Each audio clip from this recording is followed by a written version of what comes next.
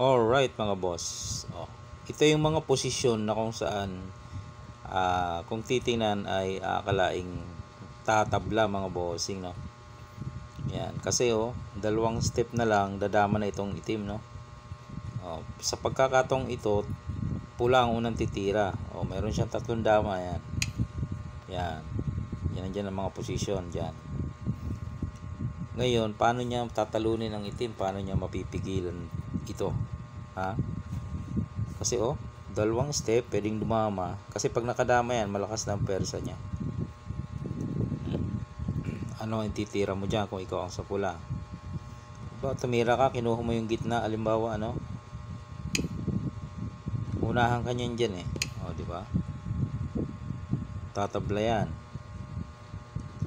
Bawa dito ka lumagay para tutukan mo ito. Pwede niya nang pabayaan yan. Kakain.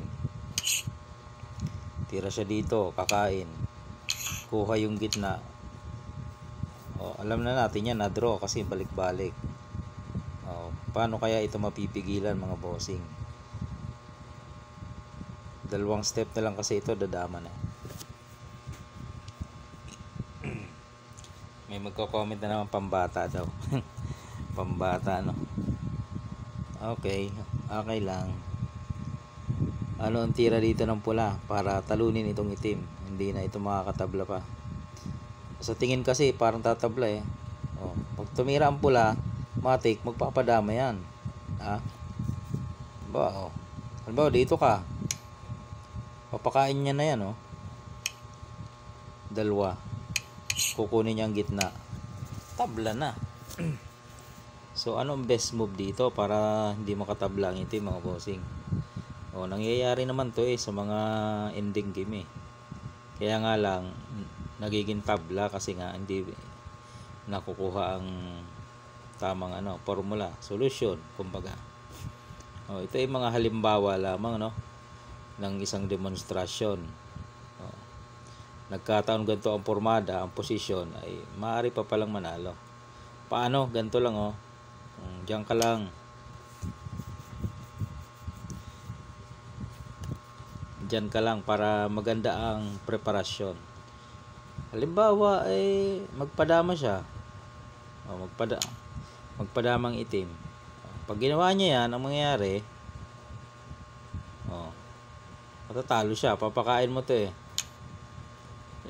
kain. Pag dumama siya, di lalo na gaganin niya nga. Ganyan lang di ba? Pag pinakain naman, saka dumama, ganoon pa rin. Nakuha.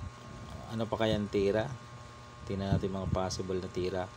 Basta ito ang key move. Yan.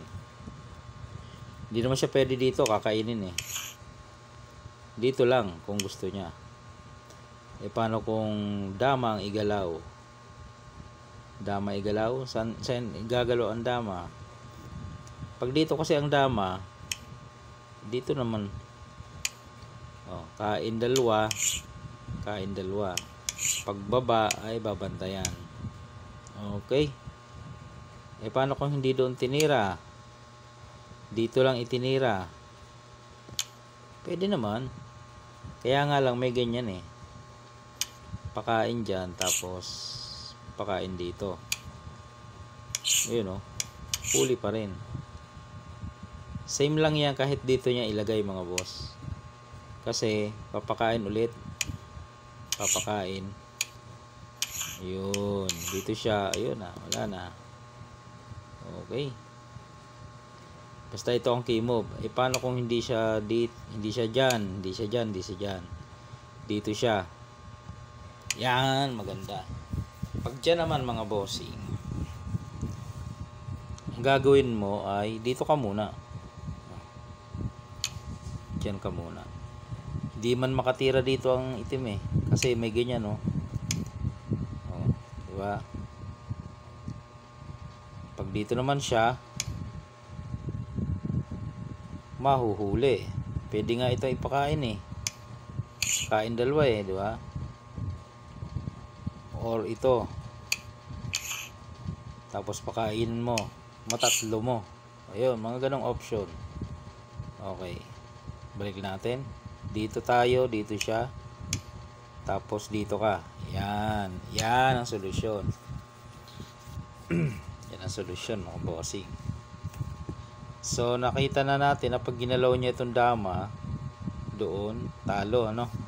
Kahit dyan talo pa rin yan Kasi nga papakain. Tapos papakain. Ay, paano kung pure ang itira? Ayan.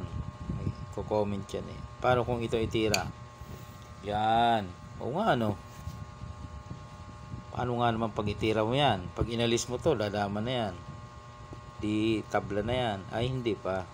Ito ititira mo. Dito ka. Kulungin mo. Saan titira to? Pag tumira dyan, kainin. Talo. Pag pinakain naman to, kakainin mo. So ano ba ang tira ng itim dito? Malamang magpapakain talaga yan. Kainin mo, kaso dito ka lang babagsak. Huwag mo isasagad or dito. Dito lang. Ang mangyayari, kukunin niya yung gitna para makatabla siya. Pero hindi pa rin kasi may tirang ganyan Yun. Kita mo, dalawa dalawa yan. Okay. Paano kung dito naman? Adis, saluhin mo lang. Matik yan mga bossing. Yan mga ganyang sitwasyon, may chance pa palang manalo kasi kung hindi mo nakuha yung unang key move, ay pasok na to, dahil na to dito, hindi mo na mahabol. Tabla yan. Yan, pambata lang yan mga bossing, sabi nung nag-comment. Alright, yan lang muna.